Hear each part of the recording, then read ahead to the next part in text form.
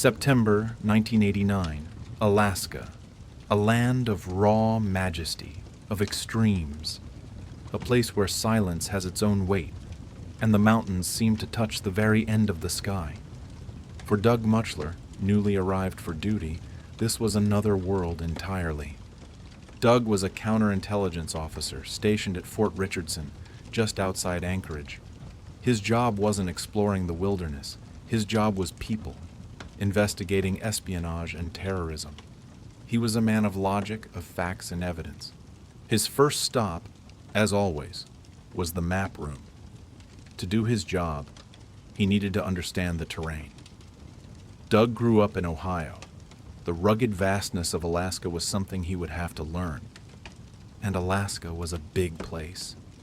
Nearly 700,000 square miles, more than twice the size of Texas. He spread several large maps out on the huge table in the middle of the room. His eyes scanned over them. Mountain ranges, rivers, lakes, cities, old mining towns. The usual stuff. He was looking for strategic weaknesses, infiltration routes. But then something caught his eye. On the map of Denali National Park, there was an area, no bigger than his thumb, that had been whited out. Doug reached for a magnifying glass. No terrain features, no contour lines, nothing. Located about 60 miles west of Mount McKinley was a small area labeled, "This area unsurveyed to date." Doug found this strange. Unsurveyed? In 1989? The entire state of Alaska had surely been surveyed. Every inch of it, from the iciest peaks to the most remote valleys. How could this tiny patch of land have been missed? He pushed the question aside. He was a warrant officer in Army intelligence. He told himself that if he needed to know, he would know. Still, something about that spot. It bothered him. And 3 years later, he would find out why. It was late 1992. Doug Muchler was killing time with a few dozen off-duty soldiers. Someone signaled for the group to be quiet and turned up the TV. The local news was running a story about an underground nuclear explosion in China. The blast was so powerful it sent seismic waves rippling through the Earth's crust all the way to Alaska. But that wasn't the main story. When seismologists analyzed the data, analyzed how the shock waves moved through the ground, they saw it. A cross-section of a massive object buried about 100 feet beneath the surface in central Alaska. It was a pyramid, a colossal man-made pyramid, larger than even the Great Pyramid of Giza. 550 feet tall from apex to base, hidden in eternal darkness beneath the permafrost. The newscast showed the pyramid's location on a map. Doug's heart skipped a beat. He wasn't certain, but he could have sworn it was right in the middle of the spot marked, "This area unsurveyed." He ran to the map room. He was right. The location matched perfectly. Next stop, his room. He set his VCR to record the 11 o'clock news. He needed to be sure. He needed proof. The late news came and went. Not a single word mentioned the pyramid. The story had vanished. Doug called a few news junkies he knew. Nobody had heard anything about it. The next day, with his Army intelligence papers, Doug went to the local news station. The station manager said there was no such story. He had no idea what Doug was talking about. Doug stood in the lobby for a minute, confused. He wasn't the only one who saw the broadcast. Nearly 40 other soldiers had seen it too. The station manager's strange behavior made Doug feel something was wrong. A story of this magnitude couldn't just disappear. He sensed an invisible hand erasing the tracks. As Doug was preparing to leave, he heard a voice behind him. It was one of the younger employees. The young man nervously signaled for Doug to follow. He was clearly spooked. He looked around, lowered his voice, and said, "That story, it was real."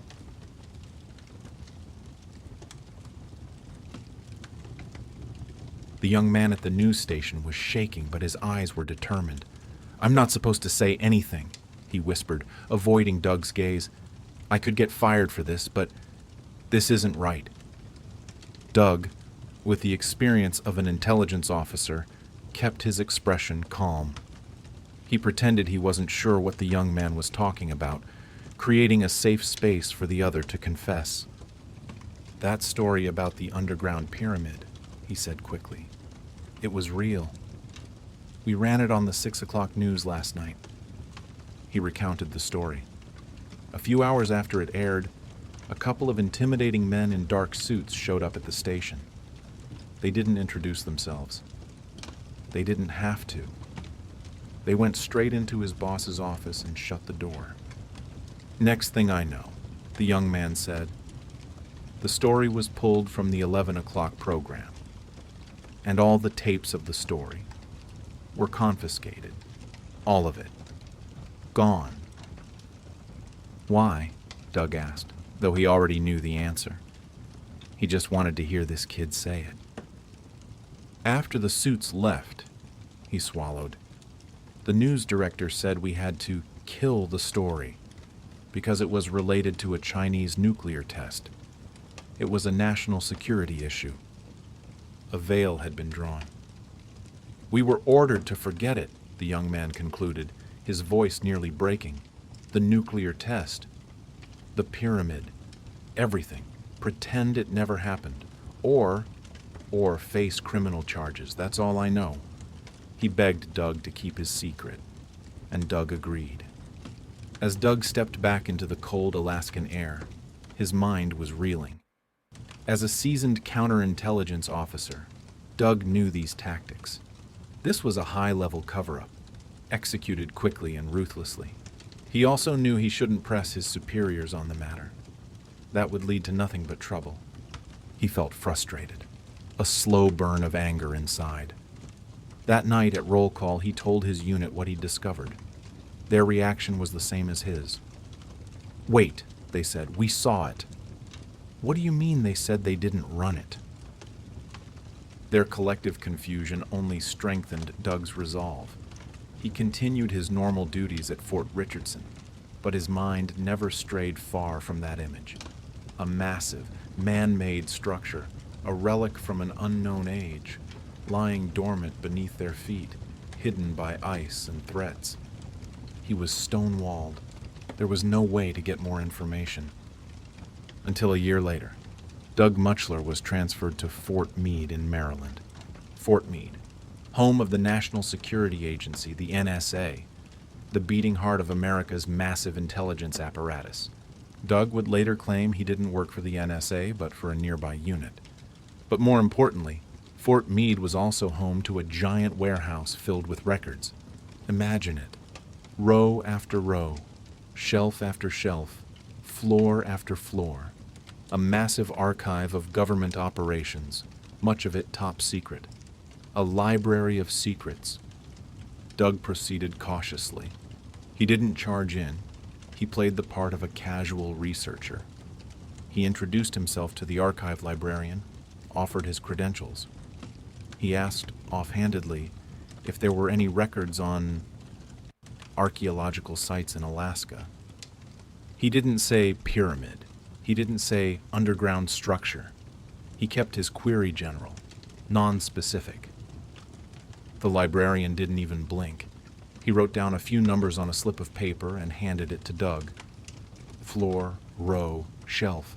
Doug's heart beat faster. He was close. He found the Alaska records. They were old, covered in dust.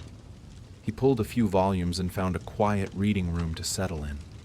Finally, he thought, he would finally get answers. He would never get the chance. He had just sat down. He hadn't even opened the first file. He could feel someone standing behind him. 2 men. Dark suits, just like the young man at the news station had described. "Hey," one of them said, his voice void of emotion. "You don't have a need to know for that information." Doug turned around. "What do you mean?" "I'm just looking at archaeological sites in Alaska." "We know what you're looking for," the second man said, his voice firm. "You need to leave the building, now." "Why?"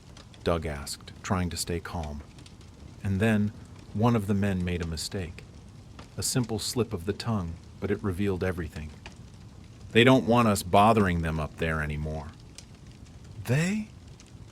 Doug seized the opening. "They don't want us bothering who? Up there?" The two men exchanged a quick glance. They realized they'd said too much. Doug left the warehouse, returned to his duties, and kept his mouth shut. But those words echoed in his head. Bothering them. Not it. Them. After leaving the military, Doug Muchler went public with his story, and it turned out, according to Doug, not only was the pyramid real, the military knew exactly where it was. They also knew what the pyramid was. How? Because Doug claimed they were the ones operating it.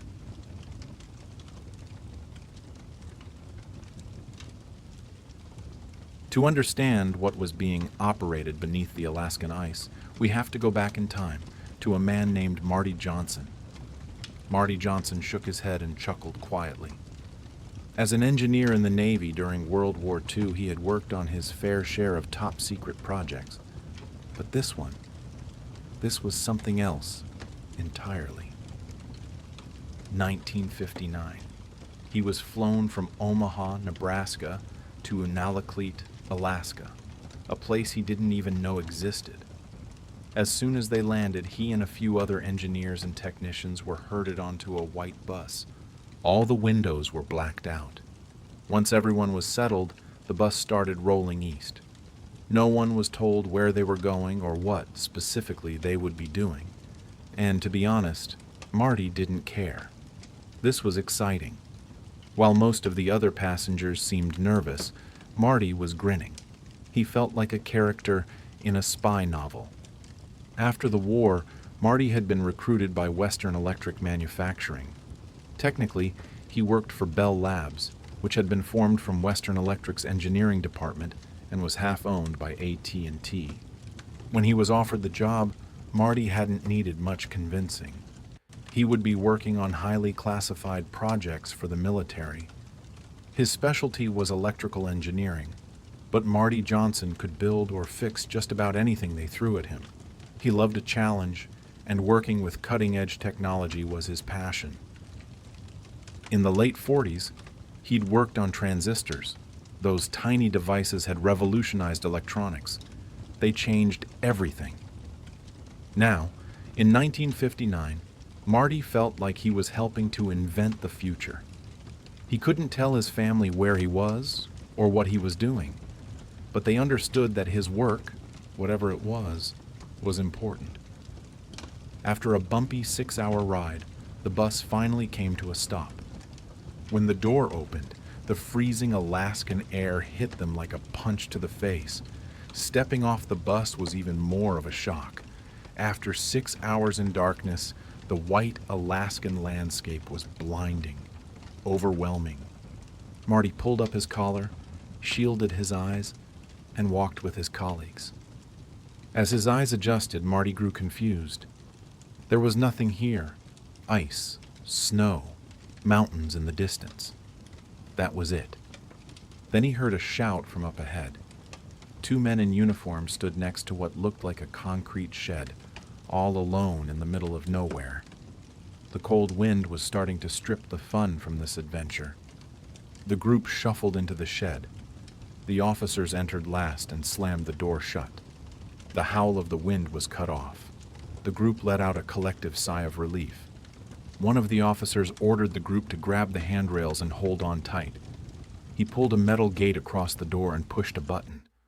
With a heavy jolt, the floor began to descend. Now Marty understood. The shed was just the entrance to an elevator shaft. As the elevator went down, the temperature warmed up a bit. Still cold enough to see their breath, but at least they were out of the biting wind. Marty realized they had been going down for a while now. A long while. The elevator finally stopped. the officer opened the gate and motioned for everyone to step out. They stepped into a hallway. It looked like every military office building he'd ever seen. Gray concrete floors, pale green and beige painted walls, the constant hum of fluorescent lights overhead. So familiar. The group started moving again. Marty felt like he was on a museum tour, just following the crowd. They passed so many doors. This place had to be bigger than it looked. The doors had no names, just numbers. Clean, simple, efficient, definitely military. The lead officer raised his voice just enough for everyone to hear. Before they started their 4-week orientation, they were going to see the project. About time, Marty thought. Judging by the whispers in the group, he wasn't the only one getting impatient. After a few turns, they reached the end of the hallway. They were standing in front of a massive steel door. It had to be 15 feet tall and wide enough for a car to drive through. The officer picked up a red phone on the wall and spoke into it. Marty couldn't hear, but he chuckled to himself, imagining the officer saying, "Open sesame." From somewhere, there was a heavy grinding of metal on metal. The door began to slowly swing open. It wasn't just tall and wide. It had to be a foot thick. What could be in here that needed security like this? Marty hoped it wasn't nuclear weapons. They stepped through the doorway into a massive, artificially lit cavern. And then Marty saw it. Instantly, everything made sense. The blacked-out windows, the secret trip, the intense security. The officer announced proudly, "Gentlemen, welcome to the Dark Pyramid."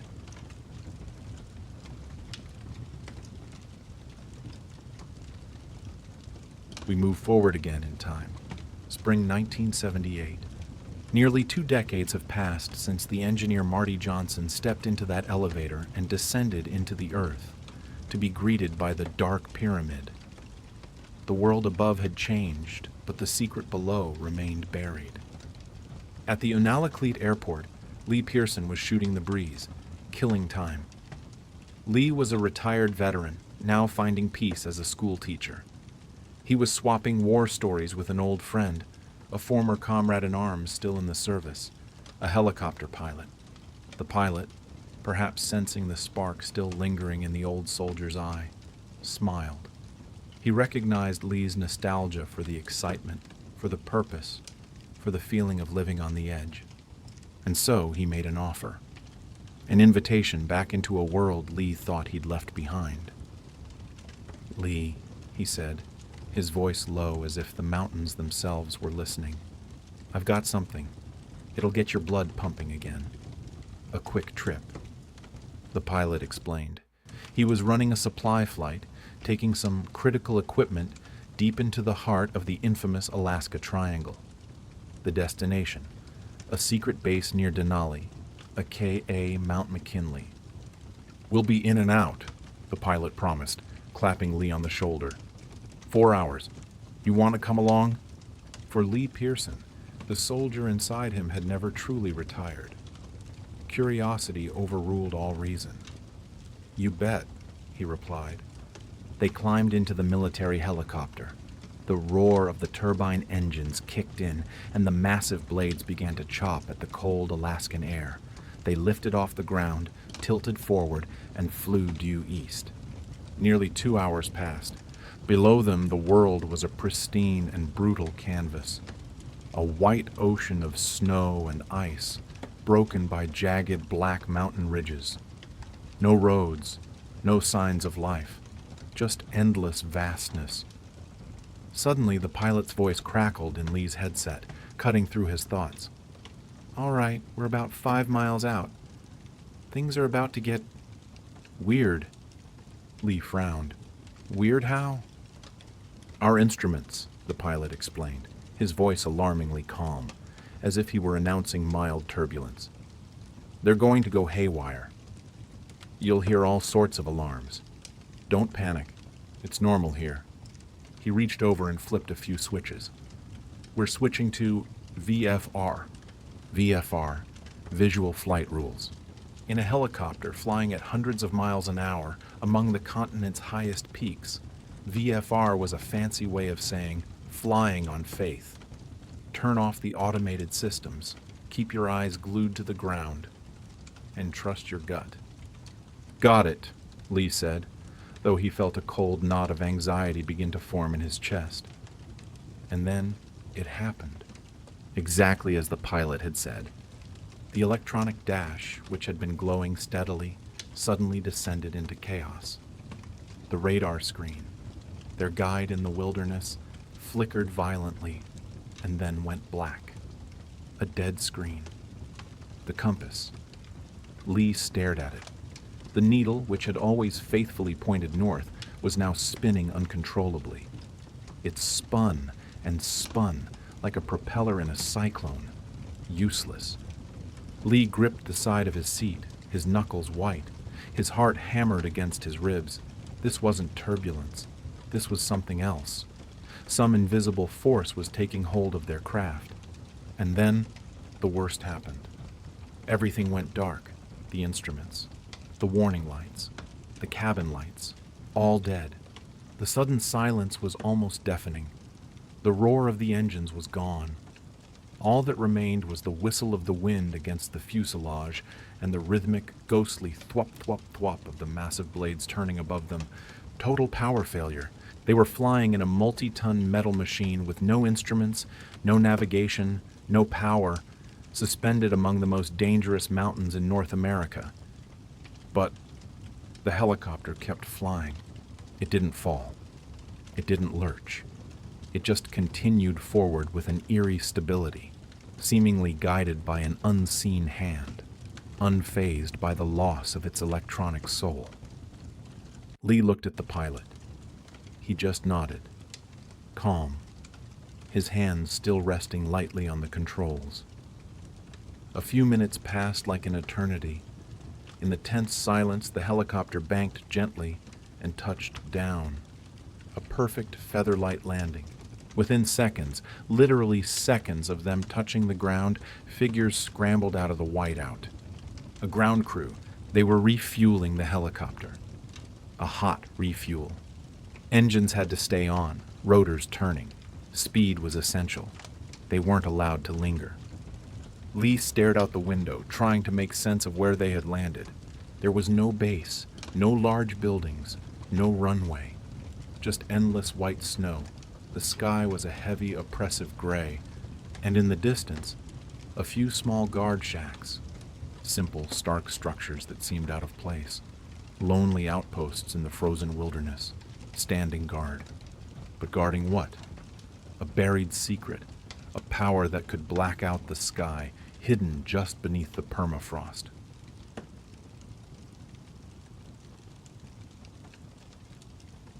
The vast expanse of Alaska stretches endlessly, a land of pristine, majestic beauty, but also a place that holds the most ancient and profound secrets. For Lee Pearson, a man with military experience, this was just a routine cargo flight. The helicopter bucked, fighting against every headwind, but as they neared the landing coordinates, a sense of unease began to creep in. Below, amidst the frozen tundra, was not a typical remote outpost.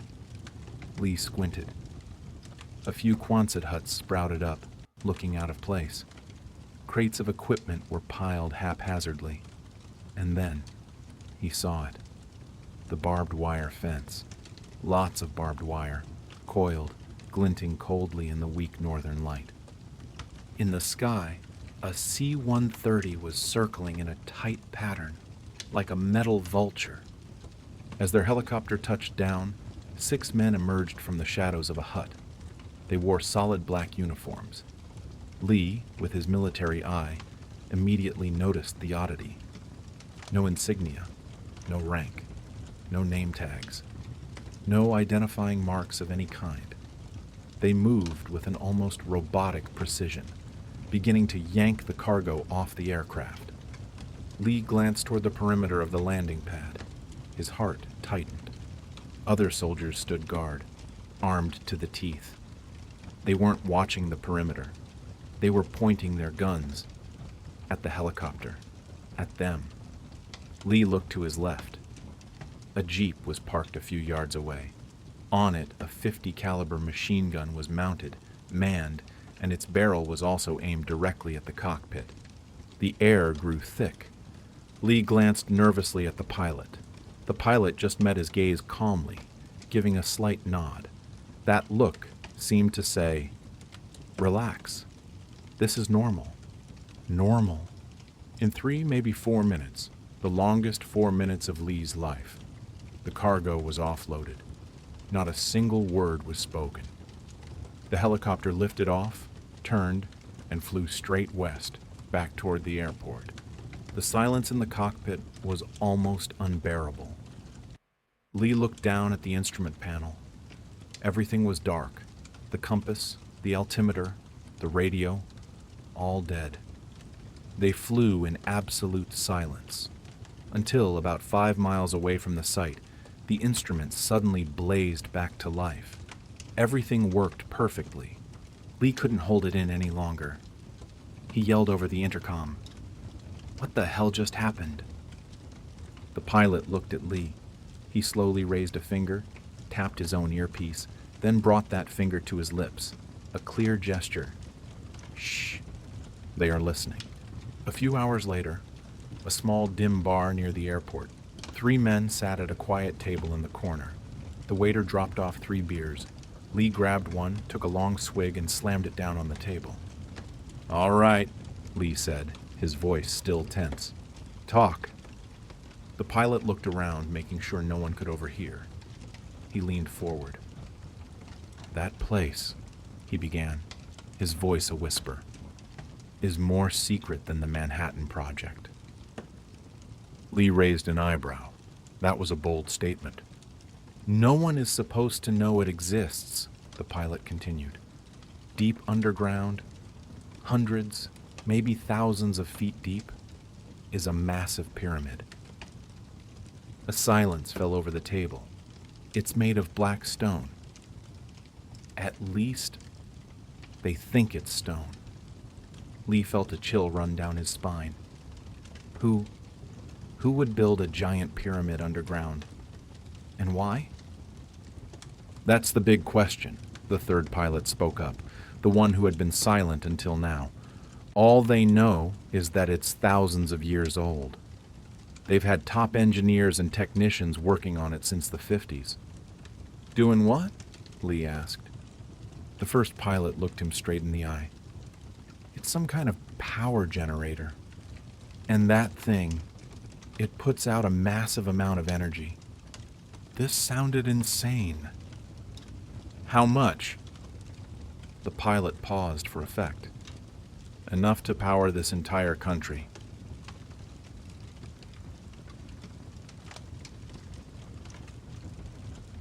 The pyramid operates as a power plant, a concept that sounds like science fiction. But if made of the right materials, theoretically, it could absolutely work. Scientists have theorized that the Great Pyramid of Giza may have been designed to generate energy. The stories from Lee Pearson and the pilot are not unique. Another witness, Marty Johnson, provided astonishingly specific details about this structure. According to Marty, this pyramid is 550 feet, about 167 meters, tall, with its base 700 feet, over 213 meters below the surface. The angles of the pyramid are not 45 degrees, but 48 degrees, a seemingly minor detail, but Marty insisted it was critically important.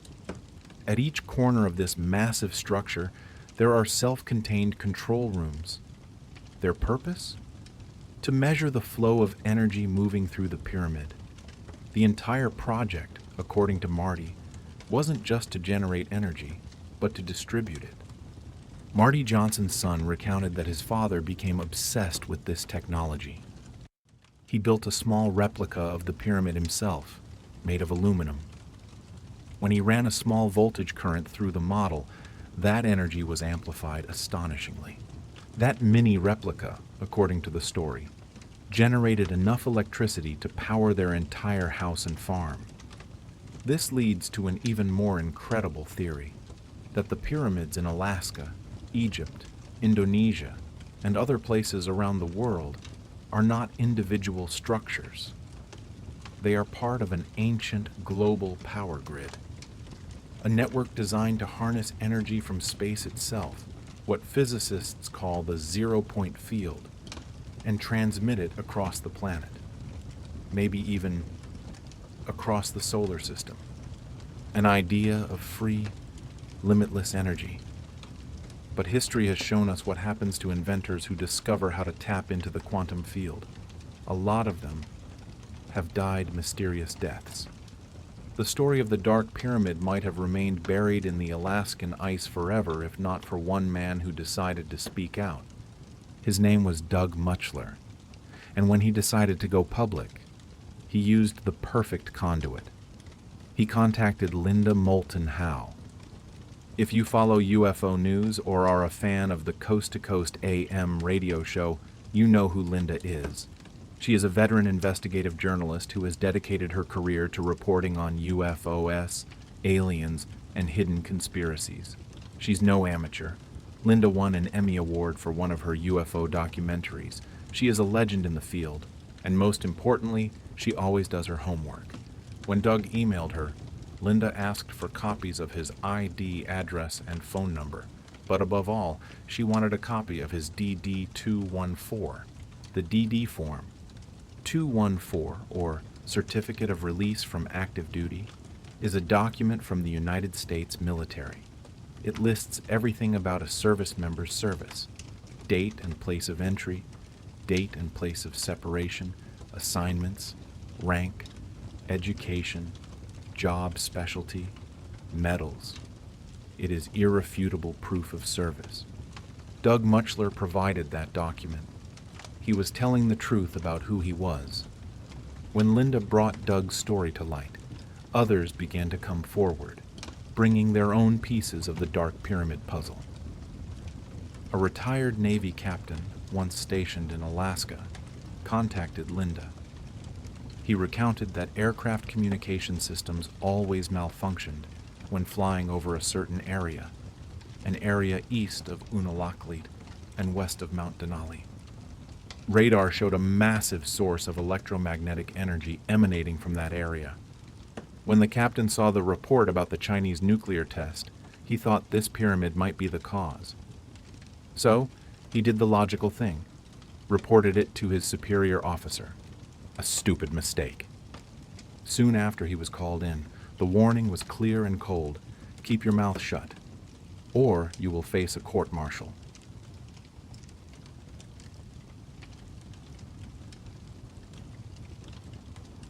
Lee Pearson's son, Bruce, was haunted by his father's story. It wasn't just a war anecdote. It was a secret that had weighed on Lee for decades. Bruce believed his father had given him enough information to pinpoint the location of this mysterious facility. East of Unalakleet, west of Mount Denali. It was a massive search area, but not impossible. Bruce went to Alaska. He chartered a plane and a pilot willing to fly into the wilderness. If there was a base out there, even if it was abandoned, it had to have left a trace. Humans can't operate in an environment that harsh without leaving a scar on the land. They flew for nearly 2 hours. Only endless, unending wilderness. And then, Bruce saw it. Go back to that spot, he told the pilot over the headset. Below there was a patch of land that looked different. It was almost squared off. It wasn't a perfect square, but amid the chaos of nature, there were right angles and straight lines. It was a geometric scar on the face of the planet. That's not natural, the pilot muttered. As they circled back for a second look, they found more. The remnants of an old road, a road that didn't appear on any map. It ran straight toward that squared-off patch of land, before disappearing into the vegetation. And then, the most startling discovery, an old airstrip, cracked and overgrown with weeds. This airstrip, just like the road, did not exist on any official records. At some point in the past, someone had used this road. Someone had used this airstrip For what? The closest marked road was nearly 100 miles away. What made this discovery even more compelling? This location was very close to the coordinates sent to Linda Moulton Howe by another retired Navy officer. Using Google Earth, some amateur investigators claim they can see the faint outline of an old compound or structure at those exact coordinates. To be honest, it's very difficult to make anything out. But for one man, blurry satellite images weren't enough. He had to see it for himself. In May 2020, a man named Nathan Campbell hired a float plane to take him to Caribou Lake in Denali National Park. It was just a few miles from the pyramid's supposed location. He was an experienced adventurer. He told the pilot to come back and pick him up at that exact spot in 4 months. 4 months. Nathan was well prepared. He had specialized gear, plenty of food, and most importantly, a satellite communication device so he could check in with his family. For the first few weeks, he sent regular messages. Everything was fine. And then, sudden silence. A search party was sent. They found his campsite. Everything was still there. His gear, his food supply. But there was no trace of Nathan. They found his journal. The last entry, written hastily, was just 4 words. Going to get water. Nathan Campbell was never found. Some speculate that he was, in fact, found. That he got too close, discovered the location of the Dark Pyramid, and was erased. But there's one important thing to note. A detail that makes Nathan's disappearance even more chilling. The location Nathan Campbell was exploring, the supposed site of the pyramid, is right in the very center of the Alaska Triangle.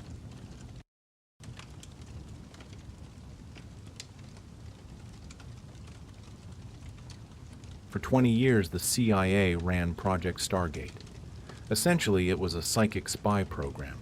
The main focus of Stargate was remote viewing, an alleged ability that allows a person to project their consciousness to any location on Earth, regardless of distance or physical barriers.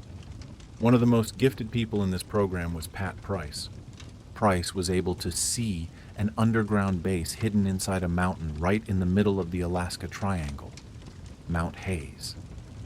According to Price, this base was operated by both humans and aliens working together. This story gets even more complicated as Linda Moulton Howe found another witness, someone who also practiced remote viewing. This woman focused on the coordinates of the Dark Pyramid. First, she saw a small building on the surface. She went inside. She saw an elevator that took her down hundreds of feet.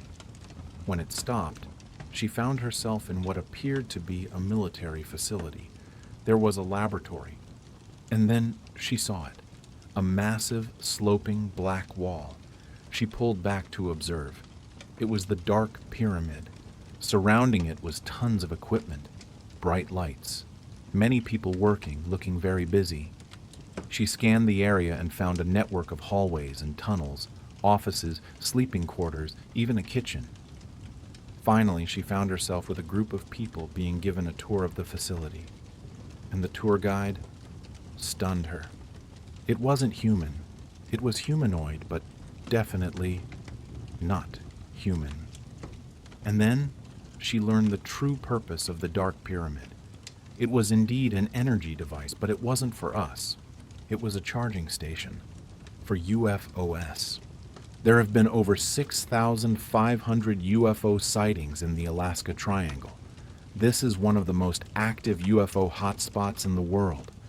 And now we might have the reason why. The ships are using the pyramid to power up. That's why the military could never get it to work. They were never allowed to.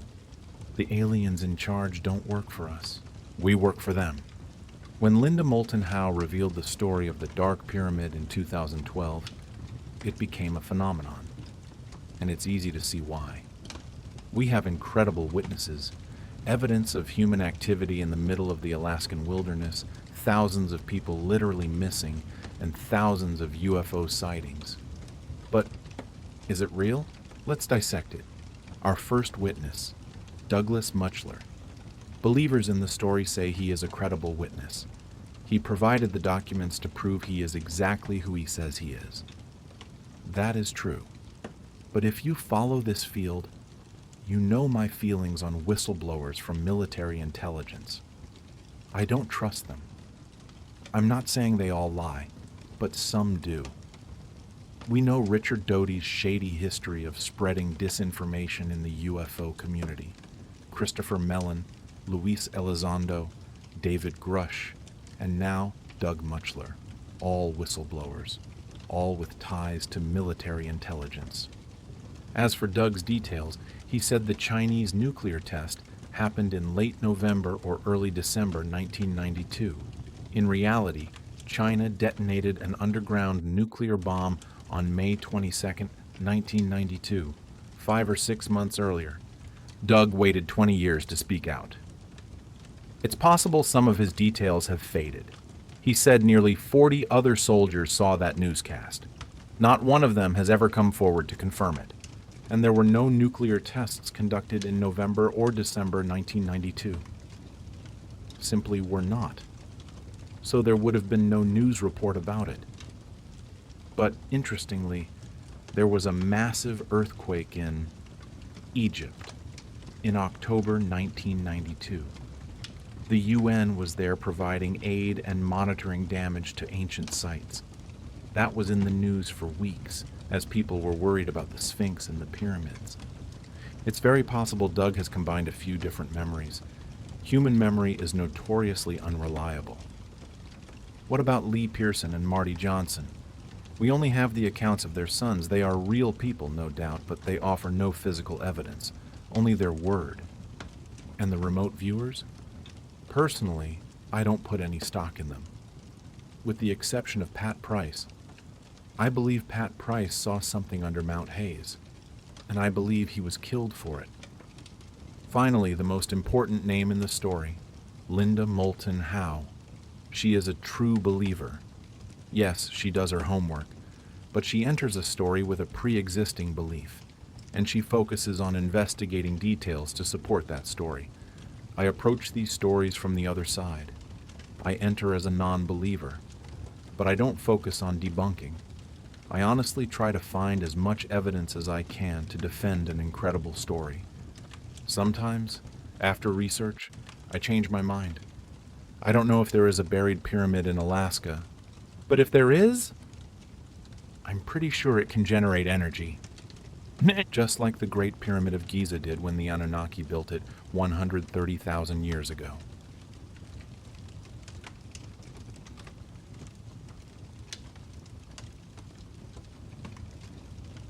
The Earth has always been a patient storyteller. It whispers its stories, not in words, but in stone, in dust, and in vast silence.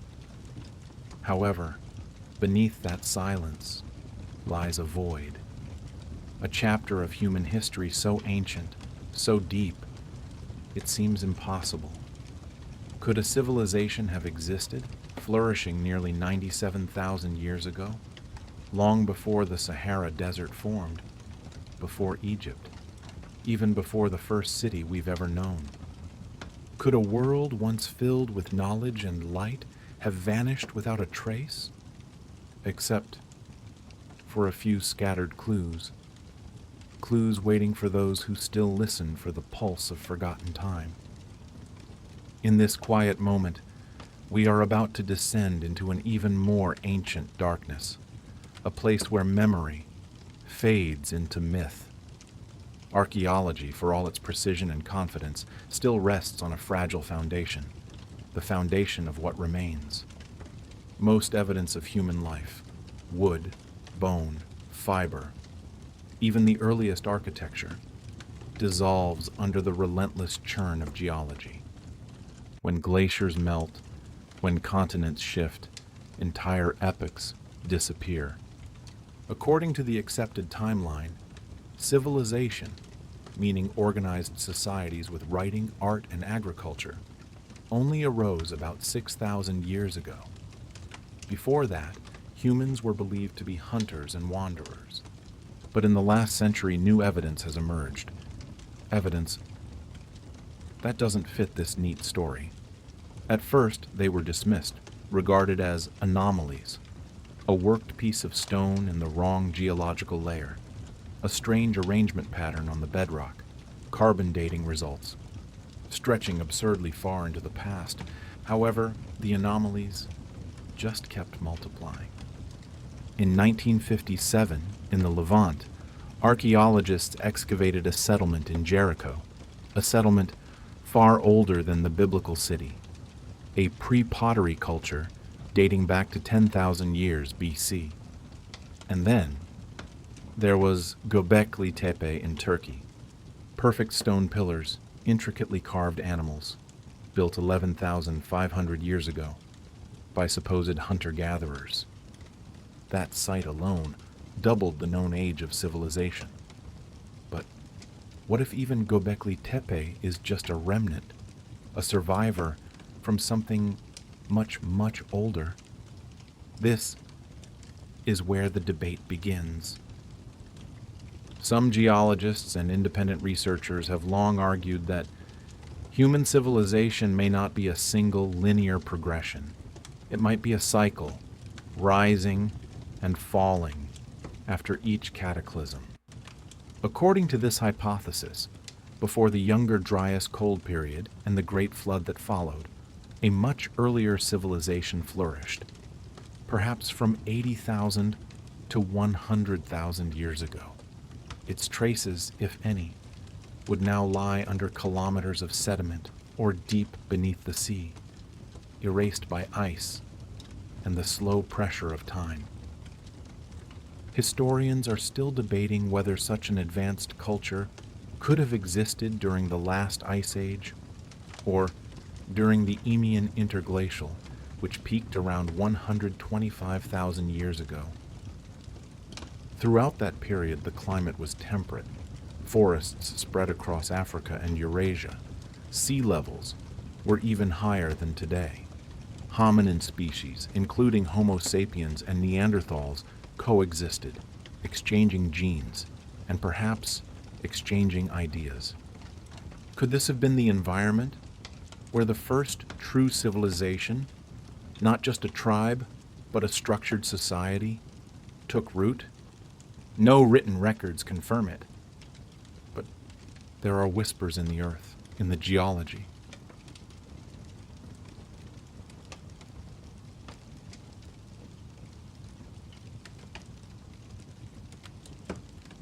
In some regions of southern Africa, iron mines have been dated by some researchers as being over 40,000 years old, and even more controversially, some claim they originate from much earlier. Artifacts found in places like the Ngwenya mine in Eswatini, formerly Swaziland, and surrounding areas, suggest systematic extraction and organization. If this is true, it means early humans had mastered resource management tens of millennia before agriculture. Skeptics argue these are just natural processes or traces of primitive digging, but others see a pattern of a forgotten industry, later erased by extinction events and meltwater floods. The ocean also hides its own secrets. More than 20 million square kilometers of continental shelf was once dry land during the last glacial maximum. When the ice melted, those coastlines, where early humans almost certainly lived, were submerged. This means humanity's most ancient cities may now lie beneath hundreds of meters of water. This is not speculation. Sonar images have revealed massive geometric structures off the coasts of India, Japan, and the Caribbean. The most famous case lies in the Gulf of Cambay, now the Gulf of Kambat, off the western coast of India. In 2001, a maritime survey found regular stone patterns, pillars, and what look like foundations, submerged under 120 feet of water, about 36 meters. Radiocarbon dating on recovered artifacts indicated an age of up to 9,000 years, although some suggest older sediment layers could date back 30,000 years or more. Mainstream science remains cautious. The currents of the Arabian Sea can disperse debris, and natural formations can sometimes mimic architecture. However, it is hard to ignore the absolute precision of some shapes: symmetrical walls, grid-like patterns, and straight boulevards visible on the sonar scans. If these are indeed ancient cities, they would rewrite every assumption about early human history. And yet, nature always erases its witnesses. The sediments that preserve fossils can also crush civilizations into silence. Over 97,000 years, even the strongest walls would be weathered into mineral ghosts. To confirm such a civilization, scientists need more than just tools or ruins. They need symbols, writing, rituals, art. They need evidence of abstract thought. And while the earliest known cave paintings in France and Spain date back about 40,000 years, others, like in the Sulawesi caves of Indonesia, are much older, perhaps 60,000 years or more. Some motifs are so complex, scholars have speculated about shared traditions, passed down through unrecorded ages. One particular discovery often comes up in this discussion: a mysterious carved object found in the Golan Heights, known as the Venus of Barakat Ram. It dates from 230,000 to 800,000 years ago, and it bears traces of intentional human modification. Grooves and shapes suggesting a female form. If real, it means symbolic art appeared even before modern humans. Could this be an echo of an even earlier aesthetic consciousness? A consciousness capable of expression, of memory, and perhaps of architecture?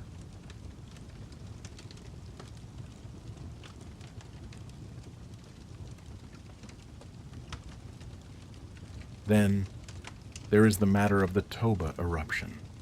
One of the largest volcanic events in Earth's history occurred around 74,000 years ago in modern-day Indonesia. That explosion may have plunged the planet into a volcanic winter, lasting for decades.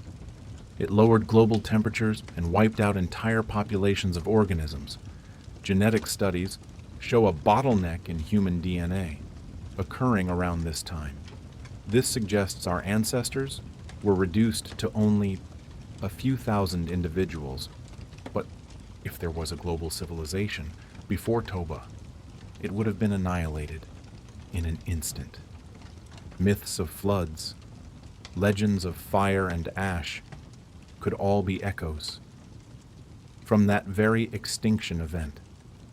Strangely, a few anomalies seem to persist, like the metallic spheres discovered in mines in South Africa, purported to be hundreds of millions of years old.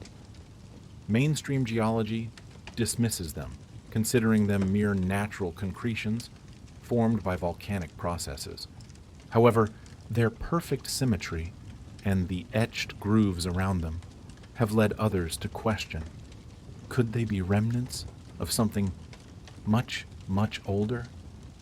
Artifacts from a cycle of civilization, now completely erased?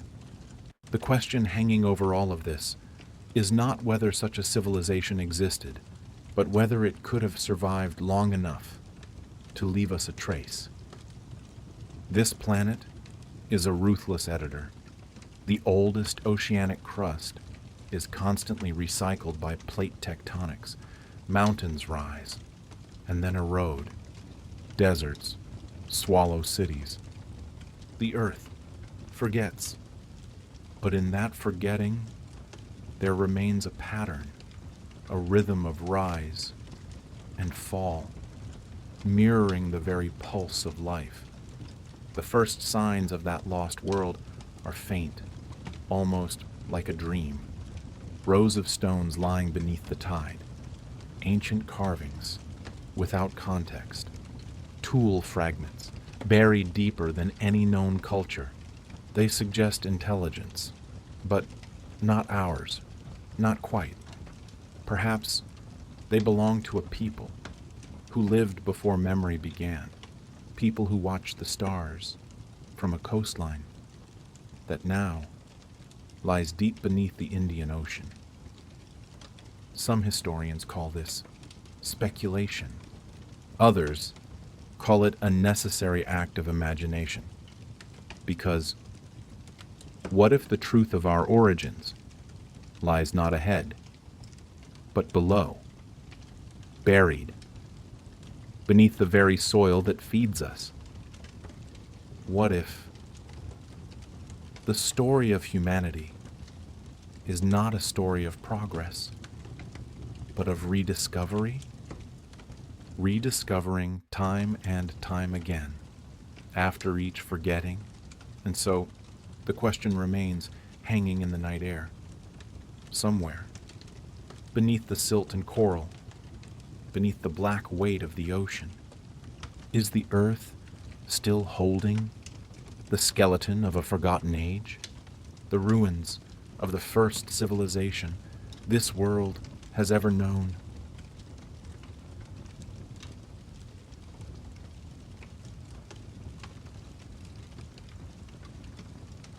When the last ice age reached its coldest point nearly 20,000 years ago, sea levels had dropped more than 100 meters compared to today's levels.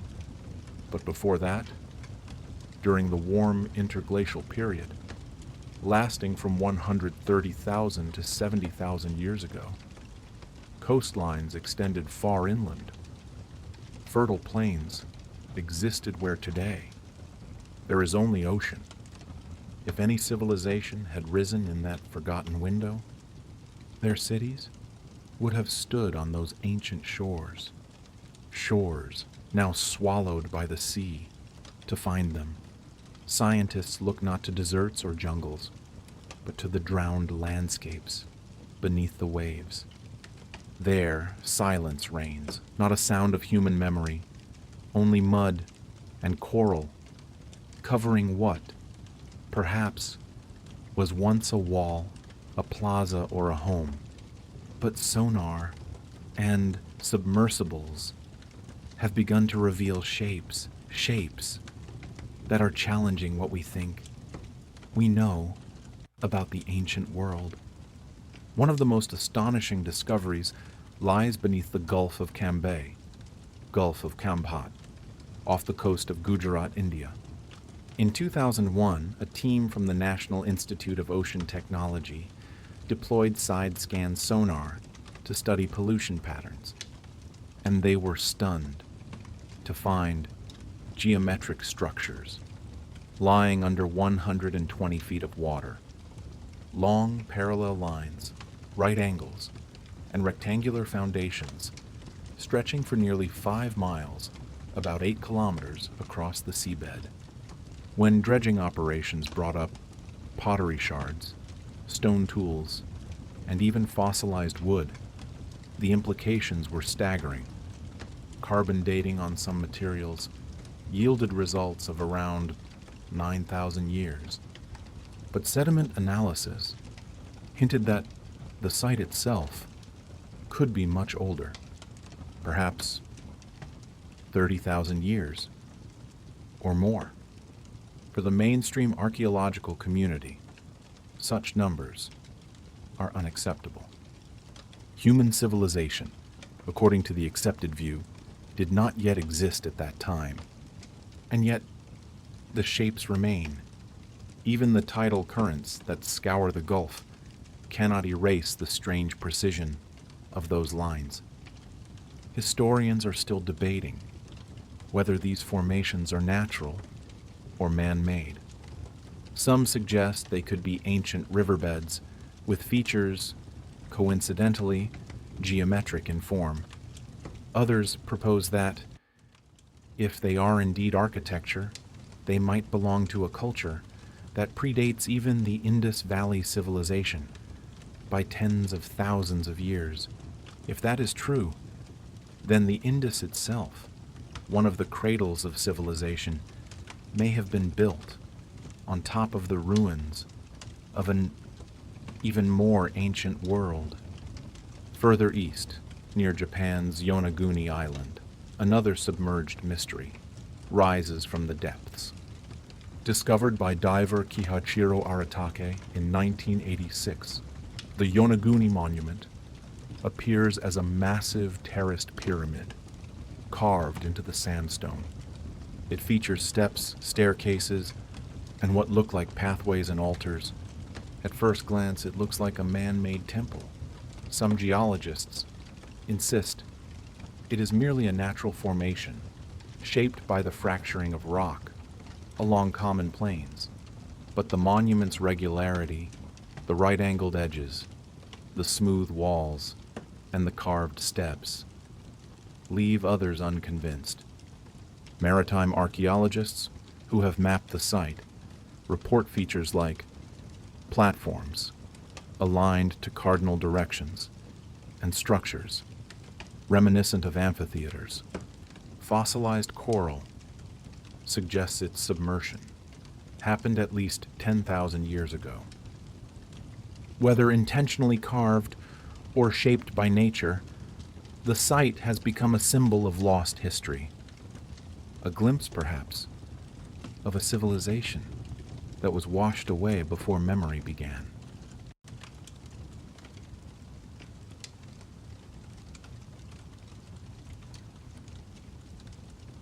Critics argue it is a natural formation.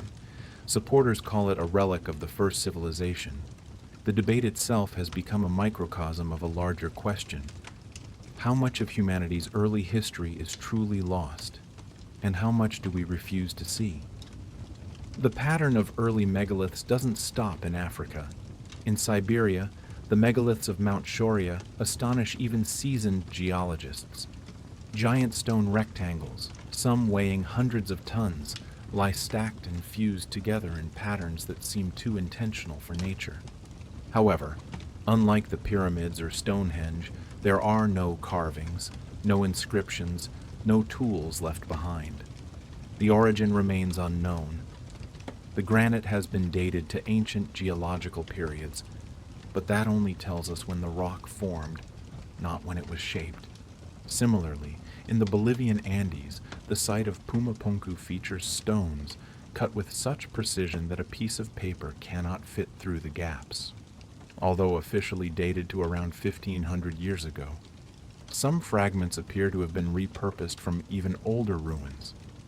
Geologists have noted erosion patterns inconsistent with the local climate, as if the stones once stood exposed to intense rains thousands of years before recorded history. A few researchers have gone so far as to suggest that the builders of Pumapunku may have inherited techniques, remnants of geometry, alignment, and stonecraft, passed down from cultures far older than themselves. What connects these sites is not location, but pattern, an obsession with stone, with symmetry, and with cosmic order. Wherever we find early signs of human complexity, whether in Asia, Africa, or the Americas, the sky always seems to play a role. Alignments with solstices, equinoxes, or the rising of specific stars. Repeat, this indicates a worldview deeply structured by observation and abstraction. Those are the very markers of a civilization. One of the most perplexing questions involves how such knowledge could arise without a clear lineage. Civilization, according to textbooks, develops gradually.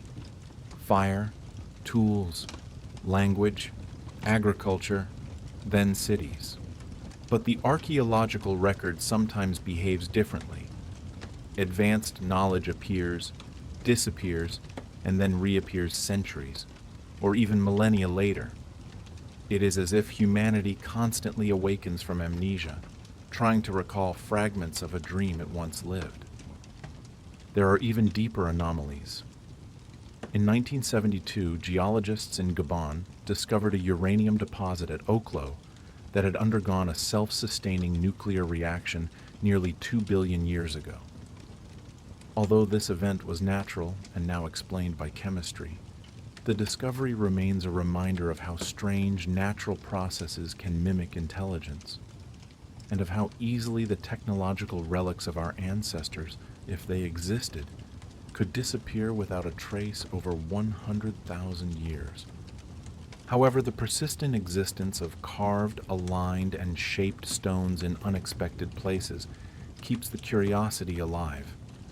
In the deserts of Jordan, ancient ground drawings are known as kites, massive patterns only visible from the air, dating back at least 9,000 years. Their purpose remains a mystery. Some archaeologists now believe similar shapes may exist beneath the sand layers across the Arabian Peninsula, undetectable by satellites. If so, they could extend even deeper into the timeline, perhaps even toward the elusive period 97,000 years ago, when the Earth's surface was being rearranged by glaciers, storms, and fire. Historians are still debating whether the alignment patterns in early megaliths, circular stone temples, standing pillars, and buried complexes imply communication or a shared heritage. Some argue it is parallel evolution, that humans across continents simply looked at the stars and built accordingly. Others suspect diffusion, the existence of a single ancient system of measurement and thought, passed down through oral memory after each global upheaval. The hypothesis of a pre-epoch civilization rests on the idea that intelligence and culture could have existed long before writing. Archaeologists are cautious for a reason. Extraordinary claims require extraordinary evidence. However, as discoveries accumulate, out-of-place tools, misdated ruins, unexplained genetic signals, the line between skepticism and curiosity grows thin. Perhaps the code in the stone is not a scripture, but a pattern of repetition. The human desire to impose order on chaos, to align heaven and earth, to remember even after having forgotten. Beneath our feet, under layers of ash and sediment, may still lie the buried floors of ancient cities, their stones carved with long eroded symbols, their meanings impossible to recall. We may never read them, but we can feel their gravity. The weight of forgotten epochs pressing up from the earth, whispering of an age when knowledge was measured not in words, but in the rhythm of the stars upon stone. And if those stones do indeed hold a code, a message from an era before the last great darkness, then deciphering it may mean more than rewriting history. It might mean realizing that history never stopped. It merely began again, time after time.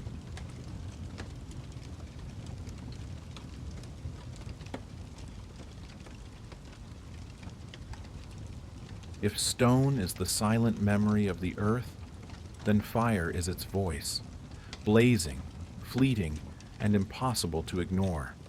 Fire defines humanity. It separates us from the beasts, yet binds us to the most ancient mysteries of creation. To master fire is to control energy, to transform the raw into the refined. It is the first technology, and perhaps the first symbol of civilization. But what if the first great fire, the one that illuminated a true human culture, burned tens of thousands of years before the world believed? Archaeologists have long assumed that metallurgy, mining, and organized thermal technology only appeared around 6,000 years ago, when humans in Mesopotamia learned to smelt copper and make bronze. However, scattered across the continents are hints that the mastery of fire may have begun much, much earlier. So early that its first engineers have no names, no myths, and no tombs. In southern Africa, deep beneath the rolling hills of Swaziland, lies the Ngwenya mine, officially the oldest known mine on Earth. Radiocarbon samples from charcoal fragments in its tunnels date back over 43,000 years. But some layers, according to older geological measurements, might recede even further into the timeline. perhaps 70,000 years or more. This mine extracted hematite, a red iron ore used not only as a pigment but also potentially for metallurgy. Microscopic traces of controlled fire suggest that the miners heated the ore before extracting it. This is an act of intentional chemical transformation, implying knowledge of heat's power to change matter. Historians still debate whether this activity was purely symbolic, to produce pigment for ritual purposes, or practical, providing iron for unknown purposes. Farther north, in the deserts of Egypt, another mystery smolders in the sand. The mysterious glass fields of the Libyan desert, scattered over hundreds of square kilometers. This glass is pure silica, created by temperatures exceeding 3,000 degrees Celsius, hotter than any known natural fire. The mainstream explanation posits this glass resulted from a meteorite impact or an airburst around 29 million years ago. But among ancient Egyptian artifacts, a scarab carved from this very desert glass was found in Tutankhamun's breastplate. Some researchers question whether humanity ever rediscovered this intense heat long before Egypt's rise, perhaps through forgotten metallurgical methods or celestial fire. In Australia, deep caves have revealed evidence of hearths dating back over 65,000 years, maintained by early Aboriginal populations. Charcoal fragments and burnt bones indicate continuous occupation, the oldest sustained use of fire by Homo sapiens. But the remarkable part is the consistency. The fires were placed in the same locations for thousands of years, suggesting communal planning, continuity, and possibly ritual. The flicker of those ancient fires may have illuminated songs, ceremonies, and maps, long before the first cities emerged. There is also the question of metal. Small, mysterious objects have surfaced in places they shouldn't exist. In the late 20th century, miners in South Africa reportedly discovered metallic spheres in Precambrian rock, the so-called Klerksdorp spheres. Although most geologists classify them as natural concretions, their symmetry and etched grooves continue to puzzle observers. Could they have been created by early human heat treatment of mineral nodules, a form of primitive metallurgy predating recorded history by tens of millennia? Fire also seems to have been used not just to forge tools, but to shape the landscape itself. In parts of northern Australia and Africa, controlled burning methods were practiced to encourage the growth of certain plants and attract herbivores, a form of primitive agriculture. Charred soil layers suggest that such fire stick farming began as early as 100,000 years ago. If true, it means humanity's first act of environmental engineering predates the Neolithic Revolution by almost an entire ice age. Then come the mines, deep, orderly, and methodical. On the mountains of Serbia, in an area called Rudna Glava, mine shafts delving into copper-rich veins date back over 7,000 years. However, similar mining traces have been found in older, less studied contexts, particularly in regions of Central Africa and the Arabian Peninsula.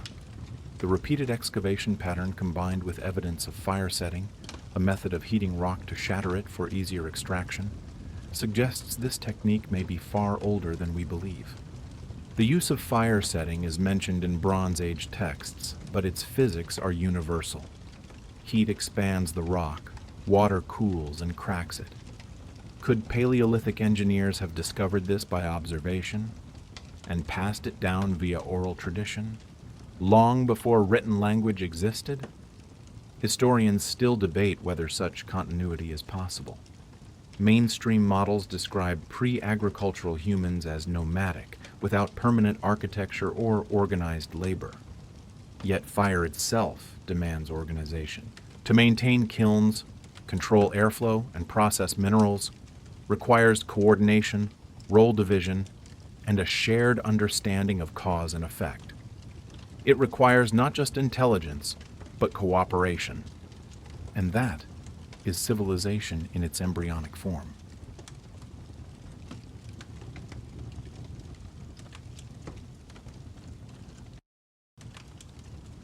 In caves across Eurasia, patterns of soot tell their own story. At sites like Qasim Cave in Israel, circular fire pits dating back over 300,000 years show evidence of regular cooking, tool production, and maintaining light. The hearths were rebuilt in the same spot repeatedly, implying social continuity. Archaeologists find bones split for marrow, fat residues burned for light, behaviors that indicate not just survival, but environmental mastery. For them, fire was not a novelty, it was culture. Later, the pattern becomes more symbolic. Around 40,000 years ago, pigments appear alongside hearths, suggesting an aesthetic awakening. Ochre powder mixed with animal fat created brilliant red used for body paint, cave art, and burial rites. The same pigment appears at Neanderthal sites, Denisovan layers, and early Homo sapiens settlements, as if fire and color were intertwined in the ancient imagination. Red became the color of blood, of life, and of the dawn. A sacred symbol that would endure through the ages. Some researchers now propose that these ancient fire rituals may have encoded astronomical knowledge. In some caves in Europe and Indonesia, clusters of red dots and hand stencils appear to align with specific constellations visible at the time the paintings were made. If this interpretation is correct, then early humans used pigment and firelight together as mnemonic tools to record the heavens before writing existed. The union of fire and symbol also gave birth to mythology. In almost every culture, the story of the first fire is a tale of theft, divine punishment, or forbidden knowledge. Prometheus brings fire to man, Maui steals it from the underworld, or the Dogon of Mali receive it from celestial beings. Such myths may preserve fragments of ancient truth, a memory of how dangerous and transformative fire once was. The first metallurgists must have seemed like sorcerers, bending stone into liquid, summoning light from darkness. And perhaps, in a way, they were. They were scientists before science, shamans who blended observation with ritual. After all, fire demands faith as much as knowledge. It consumes all, yet promises rebirth. For the forgotten civilizations of prehistory, it may have been both a tool and a god.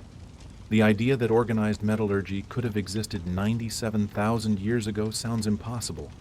However, consider how little we have left from that era. Clay furnaces crumble, charcoal disappears, copper oxidizes to dust. Only slag, the hardened residue of smelting, might survive. And indeed, strange black stones found in parts of sub-Saharan Africa and western India bear a curious resemblance to metallurgical byproducts. Though their dating is uncertain, it is tempting to see in these relics a continuity of discovery.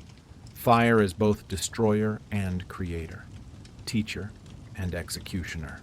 Every civilization that followed, Sumer, Egypt, the Indus Valley, built upon its lessons. They learned to smelt, to cast, to forge. But perhaps they were only remembering. If a forgotten people once walked this earth, harnessing fire long before writing, their story must have ended as all fires do, not extinguished, but buried beneath the ashes of their own brilliance. The smoke would rise, drift, and fade into myth, and all that remains are the blackened stones, silent proof that someone once knew how to call the sun down to earth and hold it in their hands for one brief, shining moment.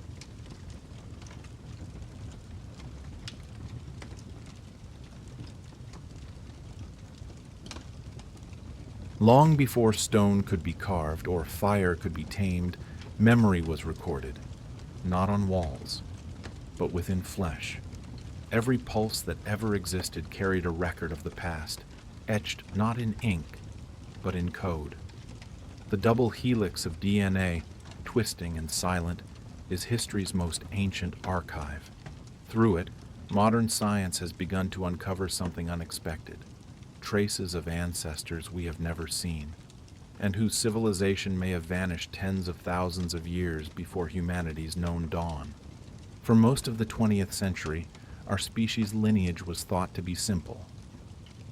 Homo sapiens arose in Africa around 200,000 years ago, spread out, and gradually replaced older hominins like the Neanderthals. The story was neat, linear, and safe. But as genetic technology advanced, that simplicity began to shatter. Deep within the genome of nearly everyone living outside of Africa, scientists found fragments, sequences that didn't belong to Homo sapiens at all. They came from others, cousins, rivals, or perhaps even teachers. Historians still debate whether these traces represent brief encounters or long-term cohabitation.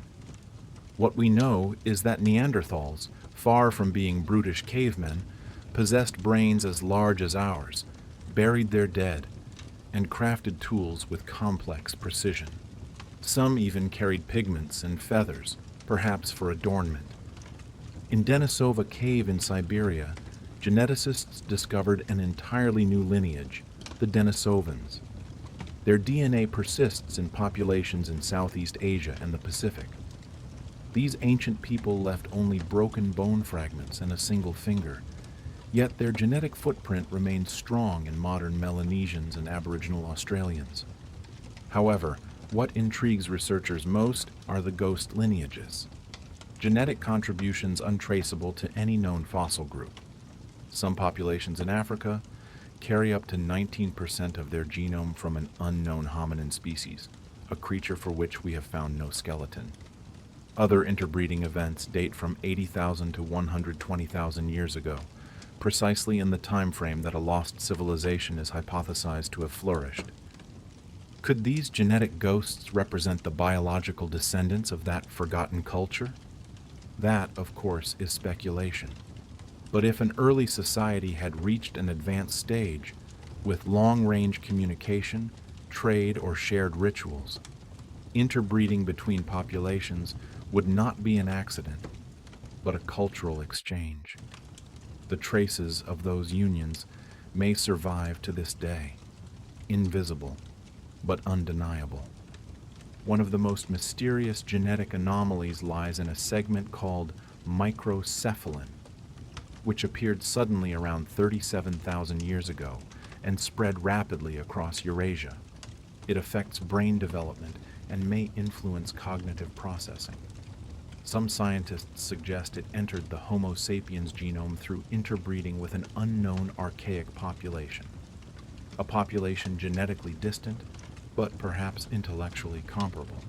If so, then part of modern human intelligence may be an inheritance from a vanished branch of humanity.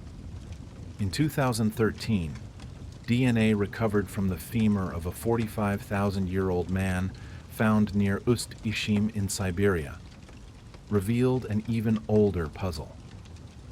The patterns of genetic diversity indicated that interbreeding between modern humans and Neanderthals occurred not 50,000 years, but possibly 80,000 to 100,000 years ago. This means Homo sapiens had expanded into Eurasia long before the Great Migrations. That early wave of exploration left no cities, no monuments, only bloodlines. But they may have carried with them fragments of a knowledge system older than anything we now recognize. In this view, DNA becomes archaeology. Genetic markers track not just migrations in space, but through time, revealing forgotten journeys. For example, mitochondrial haplogroup L3, the maternal ancestor of all non-African peoples, likely emerged around 70,000 to 90,000 years ago. But minor offshoots like M and N appear to have diverged earlier than expected, implying pre-existing populations were already in those areas. Could they be the descendants of an early civilization rooted in the warm interglacial world, later displaced by the cold? Some researchers now propose that multiple human populations developed symbolic behavior independently, or perhaps inherited it from a common ancestor who thrived before the Toba eruption. In caves from Spain to Borneo, ochre and shell beads appear at the same time, as if a spark ignited simultaneously across continents. Could this be the echo of a single event, the diffusion of knowledge from a central source?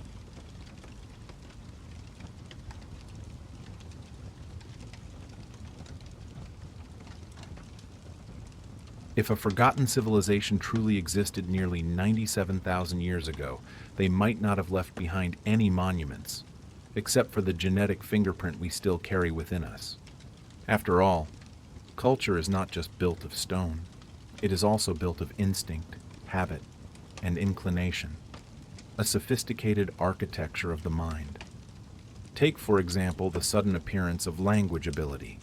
This remains one of the greatest mysteries of biology. The FOXP2 gene, the gene associated with speech and syntax, mutated in humans sometime before 100,000 years ago. However, its pattern shows a selective sweep, meaning it spread extremely rapidly, as if driven by an immense advantage. Some anthropologists suspect that this was not a slow evolutionary process. It was more like an inheritance. Perhaps an adaptation learned from contact with another population, one that already had a more advanced language. Elsewhere, genetic evidence points to population explosions after catastrophic events. After the Toba supervolcano eruption, the human population may have shrunk to just a few thousand individuals. However, within just 10 millennia, genetic diversity recovered astonishingly. Such a rapid recovery does not imply random survival. It implies coordination, migration, shared knowledge, and perhaps the intentional preservation of certain lineages. Could a surviving remnant of that old civilization have protected their genetic and cultural heritage through rituals or controlled reproductive practices? This concept is controversial, but not impossible. In the cold caves of Denisova, DNA was extracted from the soil itself, not from bone, from the very dust. It revealed continuous human occupation spanning 200,000 years. The layers of different human species overlap, like pages of an unwritten chronicle. Neanderthals, Denisovans, modern humans, they shared the same fire pit. And perhaps they shared the same songs. If they exchanged words, tools, or mates, then the boundary between species becomes less clear. And the concept of a single, unique civilization becomes more plausible. It might not have been a kingdom or an empire, but a network of related peoples, connected by memory and bloodline. Historians are still debating whether this mosaic of intermixing represents chaos or complexity. Traditional anthropology prefers separation, clear categories, neat genealogies. But evolution is rarely neat. It thrives on mixing, adaptation, and exchange. Each encounter between two ancient tribes could be a meeting of worlds. The inheritance of myths, fire-making techniques, or even pre-literate symbols carved on bone. None of this could survive in stone. But they could survive in thought, shaping the nervous systems of future generations.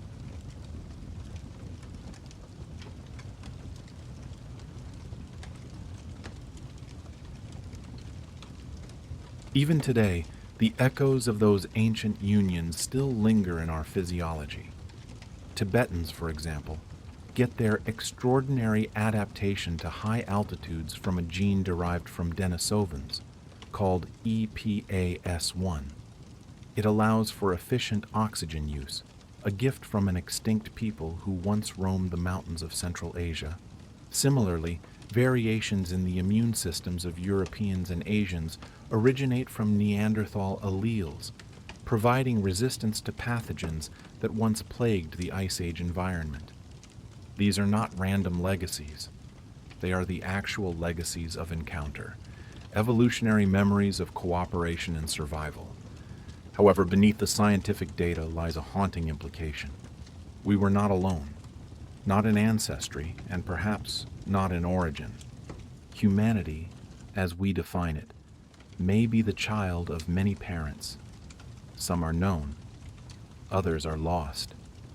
Our blood is a library, and within its spirals lie hidden entire civilizations that vanished even before the first word was written.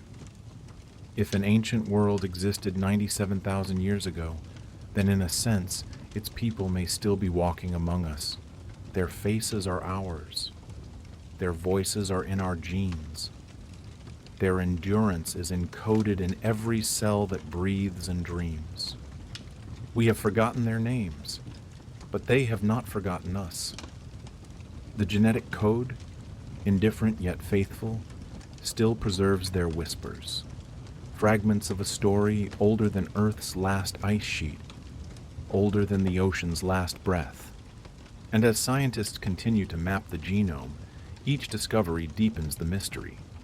Each new sequence found in human DNA, each unexplained fragment, each out-of-place mutation, could be another door into that hidden age. One more clue that civilization, in one form or another, existed long before history began. Perhaps when the final genetic puzzle is completed, it will not reveal the first humans, but it will reveal the last survivors of a world that was already ancient. A civilization that lived, loved, and dissolved beneath the same sky we see now, leaving only their code behind, spiraling forever in the dark silence of our veins. Before satellites and compasses, before even the first recorded voyages of explorers, there existed a strange knowledge of the world, a knowledge that seemed to map places no human could have known. Long before the known civilizations of Egypt, Sumer, or Greece, someone, somewhere, may have charted the shape of the earth itself. Their maps, or fragments of them, have surfaced throughout history, suggesting a civilization that understood geography, mathematics, and astronomy, tens of thousands of years before the accepted timeline. Historians are still debating whether these artifacts represent advanced ancient science or just a series of coincidences and misinterpretations. But the consistency of the anomalies and their impossible accuracy continue to challenge scholars to this day. The most famous example lies rolled up in the Topkapi Palace in Istanbul, the Piri Reis map. It was drawn in 1513 by an Ottoman admiral who used sources he claimed were very ancient maps. It depicts the coastlines of Europe, Africa, and South America with astonishing accuracy. But even stranger, it shows the northern coast of Antarctica, not as it is today, buried under ice, but as it appeared without ice. Modern geologists confirm that Antarctica's true coastline has been hidden for thousands of years. The only way to recreate it accurately is through advanced seismic mapping, a technology not developed until the 20th century, and yet the Piri Reis map depicts it with strange precision. If Admiral Reis was merely copying from older charts, where did his sources come from? Could they be remnants of a pre-Ice Age civilization? One that had mapped the globe when sea levels and climate were different? Skeptics argue that the Antarctic portion of the map may just be a distorted depiction of South America, drawn by sailors speculating about unknown lands.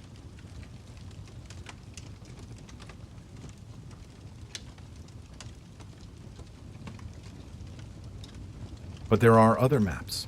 The Orontius Phineas map of 1531, the Buachi map of 1737, they all show similar southern continents, complete with river systems and mountain ranges, beneath the modern ice. The persistent existence of this image across centuries among mapmakers with no connection to each other raises a disturbing question. Were they all copying from a single ancient source? The hypothesis of a pre-deluge mapping tradition became popular in the 20th century. Scholars began to notice recurring geometric relationships in early maps, consistent alignments with the Earth's curvature, longitude and latitude, and even spherical projection. These are techniques that require not just mathematics, but global observation. To achieve such accuracy, one would have to measure distances across vast seas and land masses, a feat considered impossible before the modern maritime era. However, some prehistoric sites seem to be aligned along the same latitudes and cardinal directions that these mysterious mapmakers used. For example, in South America, the megalithic complex of Tiahuanacu aligns perfectly with the Tropic of Capricorn. Across the ocean, the Giza pyramids, the temples of Angkor, and the lost city of Nan Madol all follow similar astronomical grids. This suggests a system of measurement that transcended geography, a shared knowledge of Earth's geometry, preserved across cultures separated by oceans. If we look even deeper, mathematical echoes appear even in mythology. The Sumerians divided the circle into 360 degrees and used a base 60 number system. This is the very geometry that underlies modern navigation. But such abstraction does not arise overnight. It requires centuries of observation and refinement. Where did they learn it? Some historians suggest it was inherited, passed down from earlier peoples, who had an understanding of the heavens from before recorded time. One possibility lies in the study of paleogeography, the science of Earth's shifting surface. During the last interglacial period, around 125,000 years ago, the world looked very different. Sea levels were higher, and much of Antarctica was ice-free. What we call the Sahara Desert was then a fertile land of rivers and lakes. If an advanced culture existed during that warm period, their coastal settlements and ports would now lie hundreds of meters under the sea or be buried beneath shifting sands. From such vantage points, they could have mapped the continents as they truly were. The evidence is only circumstantial, but deeply suggestive.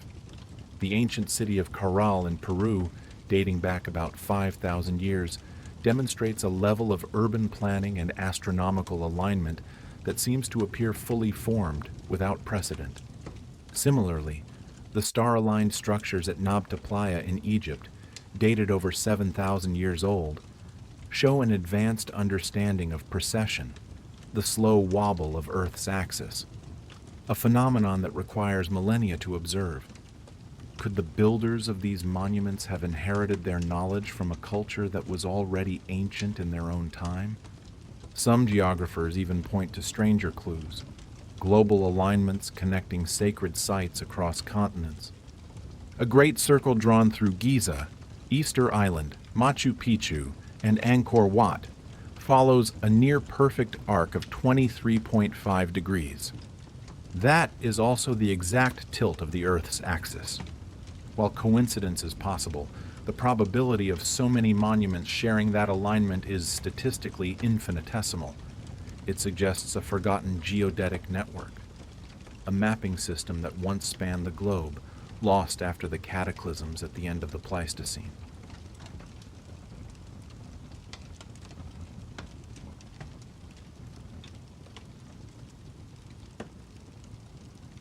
To understand how such a network could exist, one must imagine a civilization with maritime capabilities far beyond what is accepted for that era.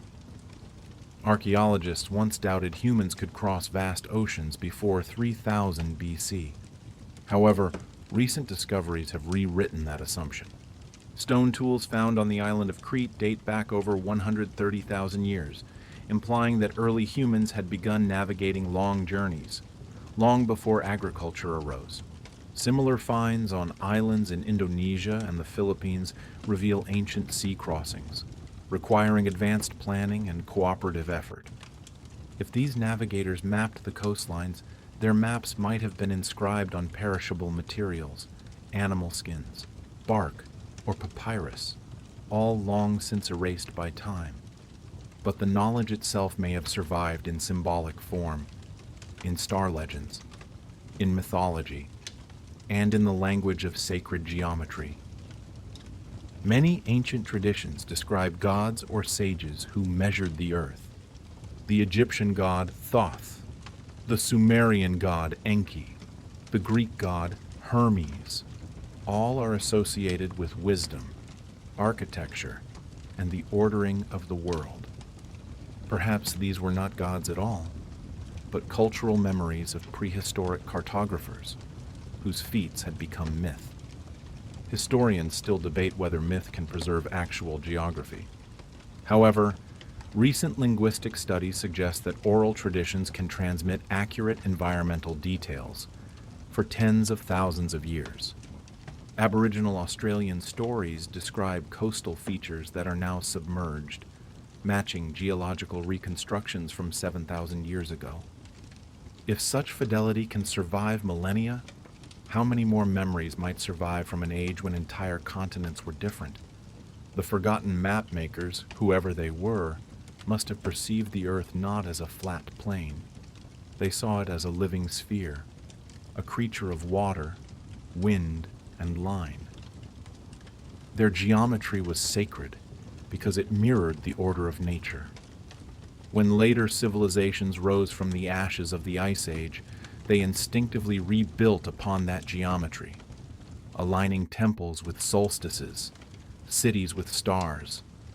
The grid was already there, invisible but persistent, like a phantom pattern beneath the soil of time. Some modern scholars exploring these patterns have begun to speak of a geodetic memory, the idea that humanity unconsciously rebuilds along ancient alignment lines, as if guided by a buried instinct.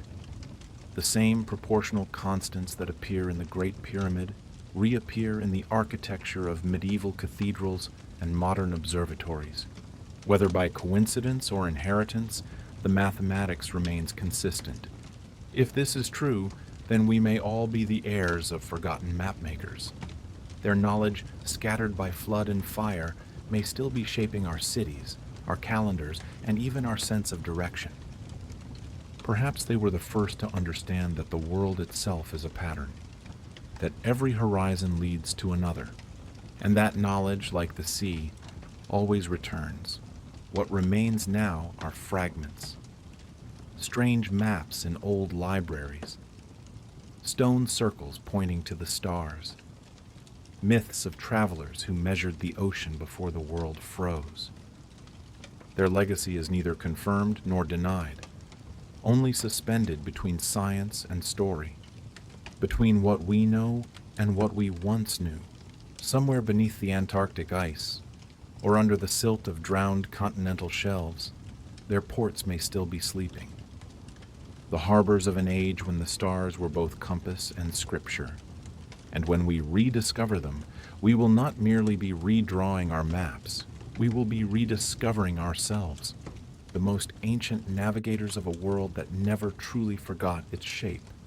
When the Ice Age receded and the great glaciers melted, they didn't just leave behind new rivers and coastlines. They left behind deserts, places that are today arid wastelands, were once green plains, dotted with lakes and forests, home to animals, and perhaps home to civilizations that have vanished completely. The Sahara, today an ocean of dunes stretching from the Atlantic to the Red Sea. It was not always a desert. Tens of thousands of years ago, it was a place of rain and rivers, a vibrant landscape of vegetation and life. And according to a growing number of researchers, it may have once been the cradle of a civilization, far more ancient than Egypt. Satellite imagery, radar scans, and paleoclimate studies have revealed a lost world beneath the dunes, dry riverbeds, ancient deltas, and even traces of what appear to be vast basins, which once held inland seas. Archaeologists call this era the Green Sahara, a period that has repeated many times over the last few 100,000 years. The most recent instance, during the period from 120,000 to 80,000 years ago, coincides hauntingly with the hypothetical age of a forgotten human culture.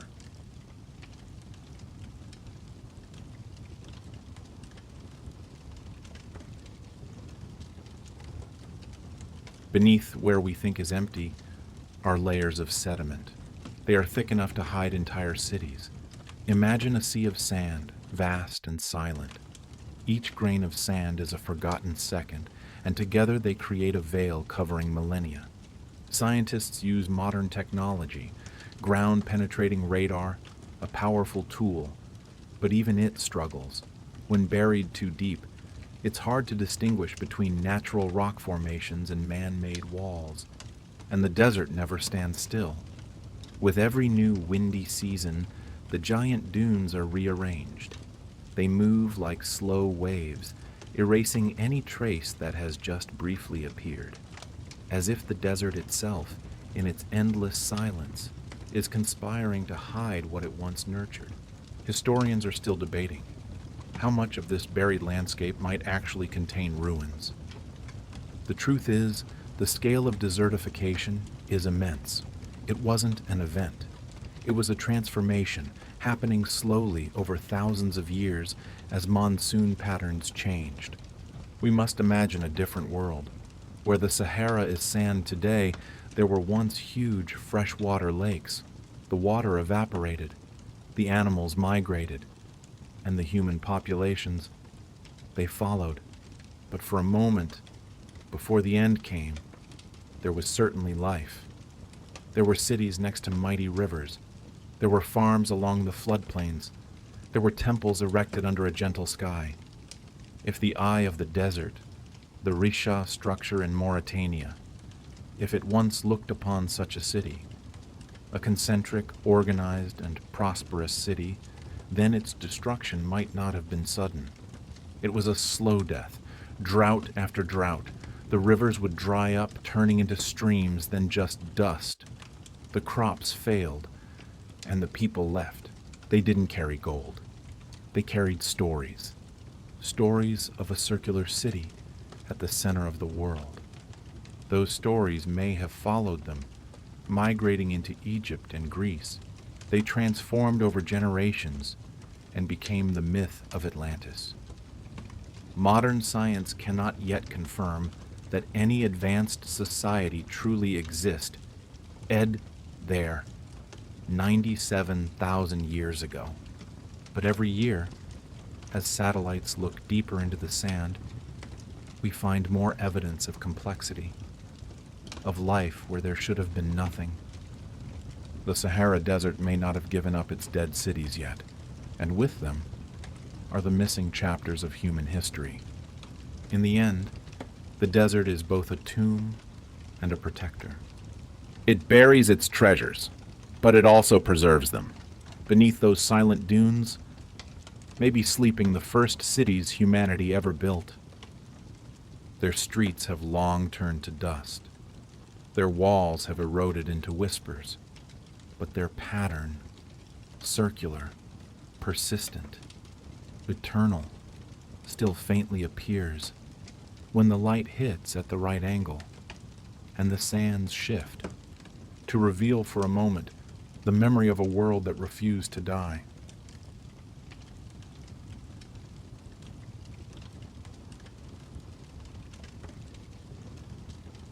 Long before ink dried on parchment, humanity wrote its first histories. They wrote in the language of myth. Myths, songs, and sacred stories carried truth through the ages. Truths that may have been obscured, but not destroyed.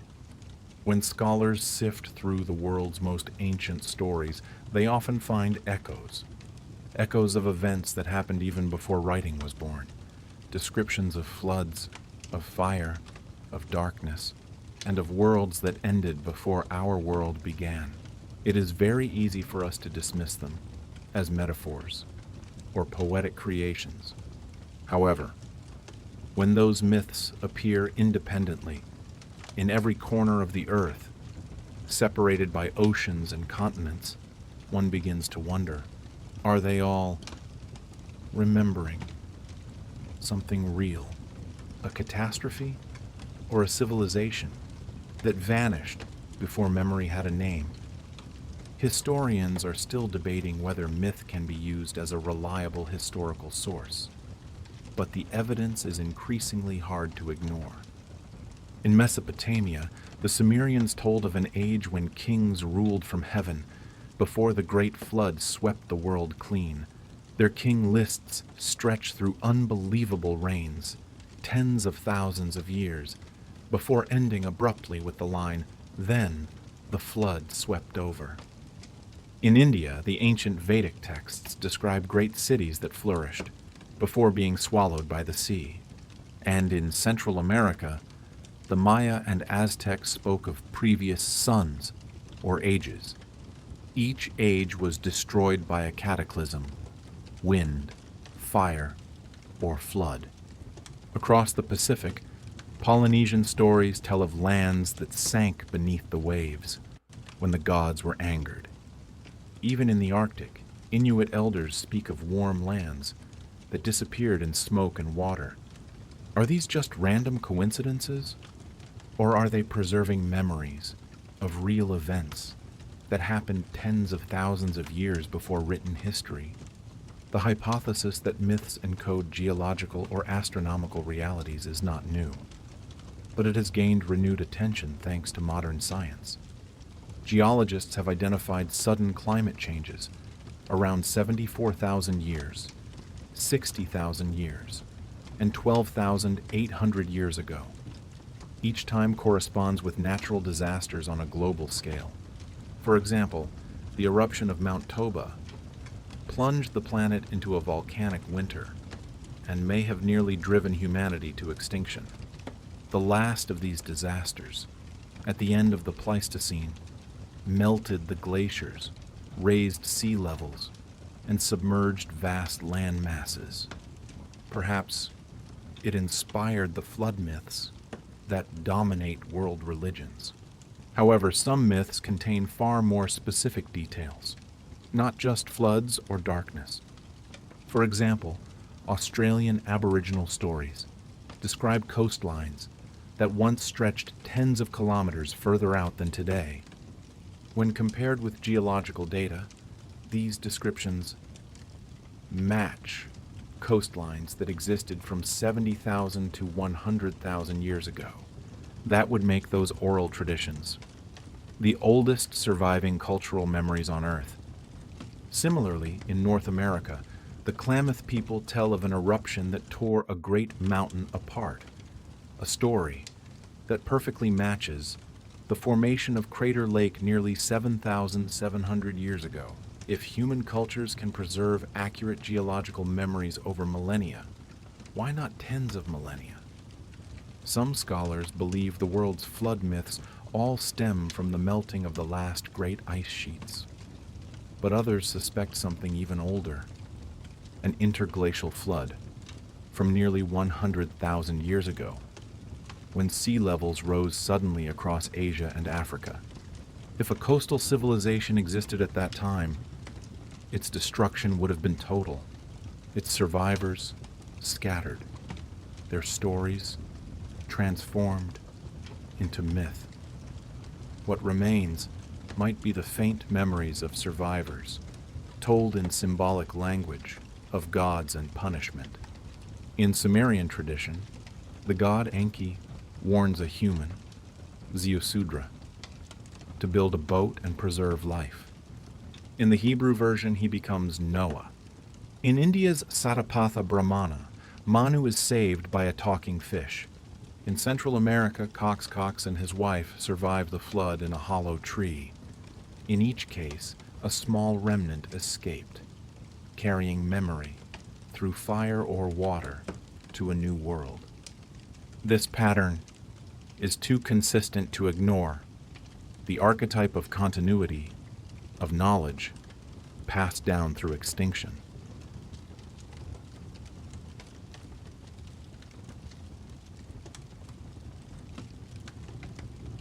Beyond floods, myths also describe technologies and knowledge, far beyond their supposed era.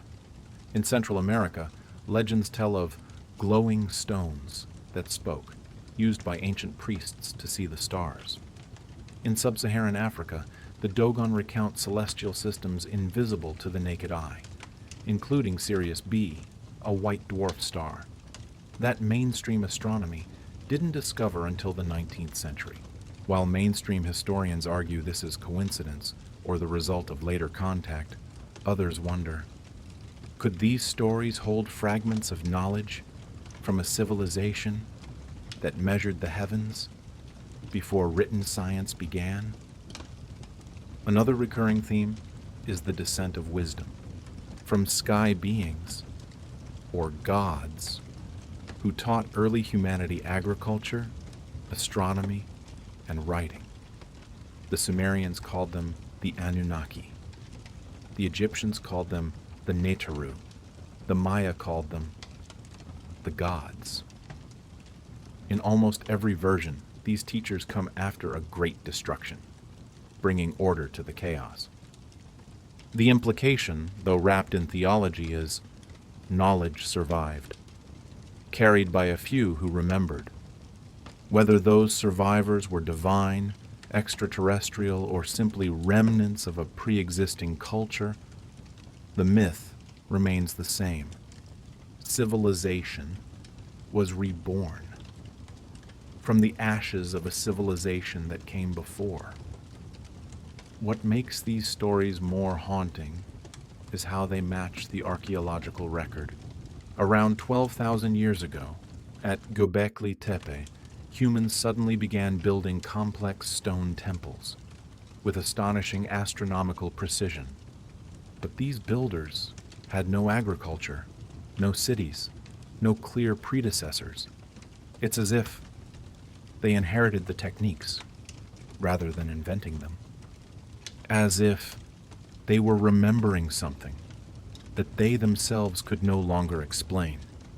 Could their ancestors have been survivors of an older tradition, one rooted in the forgotten interglacial world of 97,000 years ago? Myth may hold the key, not as literal history, but as symbolic memory. The human brain evolved to encode stories, not data. When disaster strikes, those stories become the vessels for survival, a way to preserve experience when writing doesn't exist. So, when the earth flooded, the ancients told of gods drowning the world. When fire rained from the sky, they spoke of divine wrath. But beneath the metaphor is a substrate of reality: volcanoes, meteor impacts, changes in the sky. Historians still debate how long collective memory can survive. Some argue no more than a few millennia. However, cultural anthropologists studying oral transmission among indigenous groups have discovered that essential details, river names, star positions, even migration routes, can survive for over 10,000 years if they are tied to ritual and geography. If that is true, then the myths of the First World, or the Golden Age, truly could reach far back to the last great interglacial period, when early humans observed the sky from lands that today are deep underwater. In that age, the night sky was brighter. The stars seemed closer, unobscured by pollution or modern light. Perhaps it was under those stars that someone mapped the heavens and told stories that would survive the extinction of their world. The constellations we still use, Orion, the Pleiades, Ursa Major, they appear in almost every mythological system, unchanged. The Dogon, the Greeks, and the Maori all identify the same star clusters with similar meanings. Is that coincidence? Or a shared heritage from a forgotten global age of storytelling? Perhaps. Myth itself is the most ancient library, and we are its unwitting caretakers. Every myth is a fossil, bearing the shape of something that once lived. To dismiss it as fantasy is to ignore the possibility that history is far deeper than our textbooks suggest. Somewhere in the unbroken chain of storytelling, from the fires of Africa to the temples of the Andes, a truth lies hidden, scattered like the embers of an ancient fire. The flood, the sun, the sky gods, all may be fragments of a shared catastrophe, retold by survivors until the event itself became sacred. The lost civilization may never be found in ruins or bones, but it may still be alive in our words, in our stories, in our dreams, in myths, older than memory itself, whispering of an age when humans first looked to the heavens and remembered they had already seen the end of the world once before.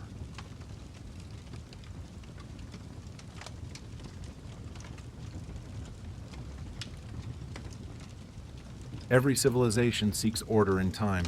We divide history into epochs, mark the years with calendars, and draw a clear evolutionary path from primitive to modern. But beneath that comforting structure is a disturbing truth. Time, as recorded by human science, is fragile. It is easily distorted and frequently rewritten. What if the timeline we trust is broken? What if entire chapters of humanity's past, tens of thousands of years, were lost, not just to catastrophe, but to the limitations of our own measuring tools? When radiocarbon dating was introduced in the 20th century, it gave us the illusion of certainty. But carbon-14 depends on the stability of atmospheric carbon levels, a stability, as we later discovered, that doesn't exist. Solar activity, volcanic gases, magnetic reversals, all change the carbon ratio, skewing the readings. This method can also only reach back about 50,000 years. Beyond that threshold, we rely on other techniques, uranium, thorium, or luminescence, all of which are susceptible to contamination and rely on assumptions. Just a small change in background radiation can throw off the results by tens of millennia. A civilization that lived 97,000 years ago might now only appear as scattered dating data. That makes no sense. Sites across Africa and the Middle East have yielded artifacts whose dates conflict violently with the geological layers. The tools in the Jebel Faya complex of the United Arab Emirates are dated to around 125,000 years. However, their craftsmanship is as sophisticated as tools made, tens of thousands of years later. Similar anomalies exist in the Kafse and Skul caves in Israel, where anatomically modern humans buried their dead 90,000 years before the so-called Cultural Revolution. This is not the behavior of primitive nomads. This are the customs of people who had developed ritual, art, and grief. Some archaeologists explain these findings by suggesting modern behavior evolved gradually, repeatedly, appearing and disappearing like sparks. Others suspect something deeper, that there were cycles of civilization long before the one we know. The broken timeline reveals itself not just in bones and tools, but in architecture. Megalithic sites around the world often show signs of being built on top of older foundations. In Peru, the finely cut Inca walls sit upon massive blocks, much more ancient and more eroded than the stones above them. In Egypt, the enclosure wall of the Sphinx shows water erosion, inconsistent with the arid climate of 4,500 years ago, suggesting it stood through a wetter, earlier age.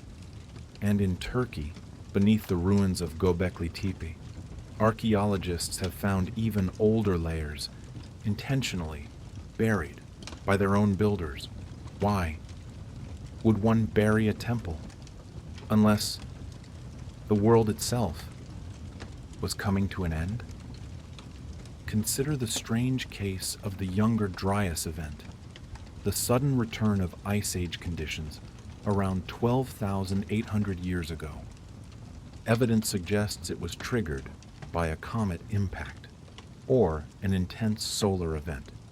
The floods and fires that followed would have annihilated any advanced society of that time, erasing almost every trace. If a similar catastrophe happened during the interglacial period 97,000 years ago, the effect would be identical. A global erasure. The survivors would preserve only fragments, myths, genetic legacies, and perhaps scattered structures that seem older than they should be. In this light, the timeline of human progress looks less like a ladder and more like a spiral. It repeats cycles of creation and destruction. Each time, humanity seems to rediscover what it once knew, but never truly remembers how. Historians are still debating whether these leaps are the result of evolution, climate, or something deeper. Some suggest a collective amnesia. That trauma itself erased the knowledge. When volcanoes blackened the sky, when seas rose and mountains fell, the survivors would abandon everything to survive. Children born into the chaos would not inherit science, but fear. In just a few generations, language itself could be forgotten.